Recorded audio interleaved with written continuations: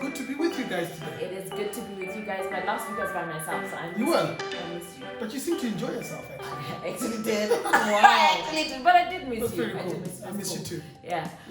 So we have been talking about being in the presence of God, pursuing His presence, and there's a scripture that came this week when we were doing our devotional, and we just thought to share it with you guys. And it's found in Romans chapter 8 and verse 31. We all know this scripture. It says that, what then shall we say of these things? It says, if God be for us, who can be against us? That's so good. Yeah. What a powerful scripture, what then shall we say of these things? There's a lot of things going on right now in our nation, in other nations, in everything. We look around everywhere in the world, there is something happening. Yeah. So then the question is, what then shall we say of these things? Yeah. But the writer then goes on and says, if God be for us, who can be against? And that's what we're going to talk about. The aspect of God's abiding presence in our life. Yeah. And so one of the things that we actually shared a couple of weeks, right? That one of the things that we started doing with our kids in the evening is we sing hymns. Yeah, we sing. And there's a hymn that I love, but the lyrics, don't judge me. Oh, your voice? Your voice is pretty good. Don't say that before I actually sing.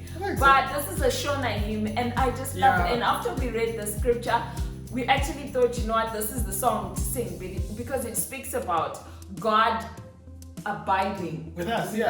God abiding with us. I was trying to do a direct translation. I know. But this is the song, Garai, Neni. And I'm going to try just a few words. Just the chorus.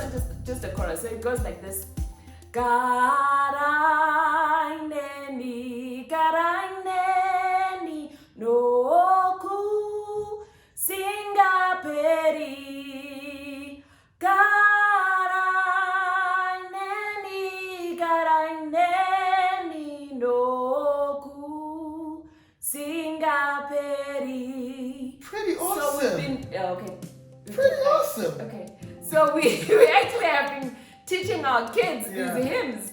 And as we sing it, we can actually sense the presence of God. And there's your hymn. Well, it sounds very similar. Both of them actually speak about Garai. I don't know if I can do what you did. I mean, the way you sang was so beautiful and so melodious. But we grew up. So one of the things we used to do when we grew up was, before we went to sleep, it was a culture. This was something we did with our parents.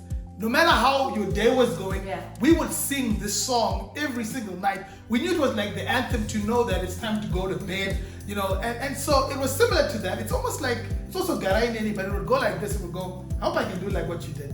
It would go, Garai Neni, Izuaradoka, Rima, Rino, Shika, Garai Neni, Vamwe Vaya, Mutswa Vakatadza,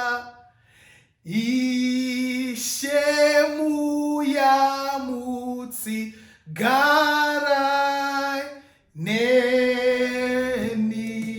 Something like that. Not too bad. Yeah, not too bad. But it was beautiful. It was just an opportunity for us to come together. But the words similar to what you sang, Garai Neni. And I think that's our prayer in this season. That God, may your abiding presence remain with us. And I think it's just so good to be able to start bringing back some of these traditions back in our homes, where we begin to just really invite. I think the season we're in, there's so much happening.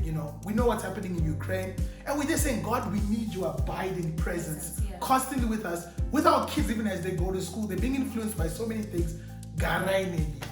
And so our prayer for you today is that you would find times to just be in the presence of God, just to allow God to abide in your homes, at work, in every environment you find yourself in. And remember what the scripture in Matthew chapter 5 verse 40 says, as we close today. It says, you and I are the light of the world, a city that is set high upon a hill that cannot and will not be hidden. So remember to keep shining, because you are the light.